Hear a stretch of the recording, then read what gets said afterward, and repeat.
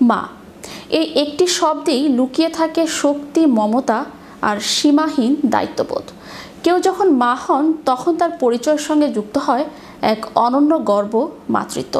আর যখন সেই মা রাজনীতির মঞ্চেও দায়িত্ব নিতে এগিয়ে আসে তখন তা হয়ে ওঠে এক প্রজন্মের প্রেরণা। তাই তো মা এবং দায়িত্বশীল প্রতিনিধি দুই ভূমিকায় পালন করতে সন্তানকে কোলে নিয়ে সংসদে হাজির হলেন অস্ট্রেলিয়ার এক নারী এমপি। বিস্তারিত থাকছে ডেস্ক রিপোর্টে। I am a proud fourth generation Queenslander. We are battlers. মা, এই একটি শব্দেই লুকিয়ে থাকে শক্তি, মমতা আর সীমাহীন দায়িত্ববোধ। কেউ যখন মা হন তখন তার পরিচয়ের সঙ্গে যুক্ত হয় এক অনন্য গর্ব, মাতৃত্ব। আর যখন সেই মা রাজনীতির মঞ্চেও দায়িত্ব নিতে এগিয়ে আসে তখন তা হয়ে ওঠে এক প্রজন্মের প্রেরণা।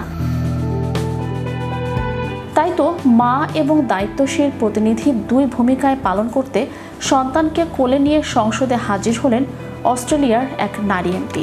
সদ্য সন্তানের জন্ম দিয়েছেন তিনি, অন্যদিকে পার্লামেন্টে প্রথম ভাষণ দেওয়ার কথা। তাই সন্তানকে কোলে নিয়েই পার্লামেন্টে হাজির হয়ে গেলেন করিন মুলহোল্যান্ড। তিনি যখন সন্তানকে কোলে নিয়ে ভাষণ দিচ্ছেন তখন সুর করে কথা বলার চেষ্টা করেছে তার ছোট্ট ছেলেও। সম্প্রতি সামাজিক যোগাযোগ মাধ্যমে এমনই একটি ভিডিও ভাইরাল হয়েছে।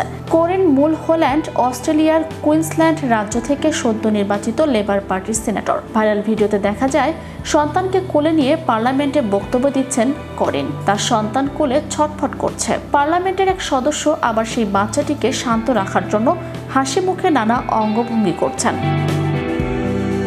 বৃহস্পতিবার রাতে এই ঘটনাটি অস্ট্রেলিয়ার কুইন্সল্যান্ডের পার্লামেন্টে ঘটেছে। তার বক্তব্যে তিনি অস্ট্রেলিয়ার প্রতিটি মা বাবার অভিজ্ঞতার কথা তুলে ধরেন।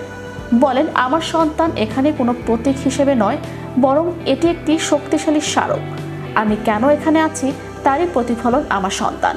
আমি একজন স্ত্রী, একজন মা, কুইন্সল্যান্ডের প্রান্তিক শহরতলীয় একজন নাগরিক। তিনি বলেন, মা বাবারা কেবল তত্ত্বগতভাবে নয়, বাস্তব জীবনেও এই সংসদীয় চেম্বারে থাকার অধিকার রাখে। শিশু লালন পালনের সংগ্রাম, দায়িত্ববোধ ও তার মাঝেই থাকা এক ধরনের টান ও মাতৃত্বের বিশালত্ব সহ সব অভিজ্ঞতা কাজে লাগে। তিনি আরও বলেন, অনেক কর্মজীবী মা বাবার মতো আমাকেও কাজ ও দায়িত্বের ভারসাম্য রক্ষা করতে হয়েছে। বহু বছরের সংগ্রামের পর আজকের অনেক সংসদ সদস্য আমাদের জন্য পথ তৈরি করেছেন। এখন সময় এসেছে সংসদের বাইরের কর্মজীবীদের জন্য একই ধরনের আধুনিক ও নমনীয় কর্মপরিবেশ নিশ্চিত করার। সবশেষে মা ও ছেলে দুজনেই ভাষণটি নির্বিঘ্নে শেষ করতে সক্ষম হন। যদিও ভাষণের শেষ ভাগে অগেকে করিন মুলহোল্যান্ডের কাছ থেকে সংসদের অন্য সদস্যদের কোলে তুলে দিতে হয়। Channel Europe international desk.